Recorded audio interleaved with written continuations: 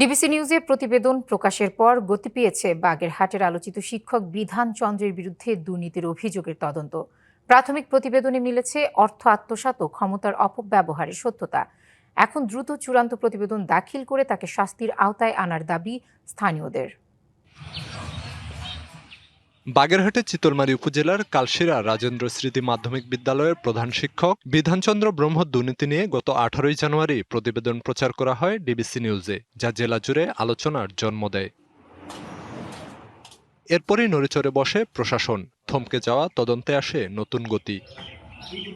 সম্প্রতি উপজেলা মাধ্যমিক শিক্ষা কর্মকর্তা আল মুরাদ প্রাথমিক তদন্ত প্রতিবেদন দাখিল করেন। অর্থ আত্মসাৎ, ক্ষমতার অপব্যবহার সহ নানা অনিয়মের প্রমাণ পাওয়ার কথা জানান তিনি। 40 থেকে 50 লক্ষ টাকার অভিযোগ সত্যতা পাওয়া গেছে। রিপোর্ট তাৎক্ষণিকভাবে উপজেলা নির্বাহী অফিসার এর কাছে প্রেরণ করি।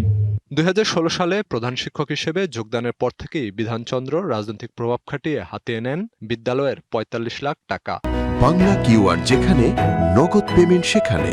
সারা দেশে 10 লাখেরও বেশি মার্চেন্টে নগদে পেমেন্ট করুন খুব সহজে। চাপের মুখে রাখেন সহকর্মীদেরও। অনিয়মের কারণে জেল খাটলেও উচ্চ পর্যায়ে তদবির করে আটকে দেন তদন্ত। আবার তদন্ত শুরু হওয়াকে ইতিবাচক বলছেন বিদ্যালয়ের শিক্ষকরা। প্রতিবেদন দাখিলে দীর্ঘ সময় লাগায় নানা প্রশ্ন থাকলেও এখন শাস্তিতেই জোর তাদের। নিজেদের মতো করে যে কমিটিটা গঠন করছে তার সদস্যরা আমাদের অনেকটা হুমকি ধমকি দিয়েছে। আর আমরা যে উপজেলা তদন্ত রিপোর্ট পাইছি সঠিকভাবে করা পরে এবং এটা যেন সবার কাছে পেশ করা হয়, সেটা আমরা আশা করতেছি।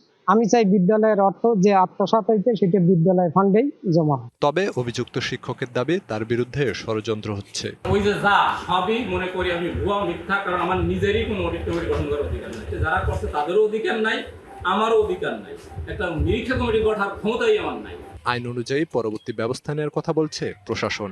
উপজেলা মাধ্যমিক শিক্ষা অফিসার তো গত সপ্তাহে সেটা জমা দিয়েছে। তো সেটা সম্পূর্ণ তদন্ত রিপোর্টটা দেখে পরবর্তী ব্যবস্থা গ্রহণ করা হবে। দ্রুত এ বিষয়ে ব্যবস্থা নেওয়া হবে, এমনটাই চাওয়া স্থানীয়দের। DBC news desk.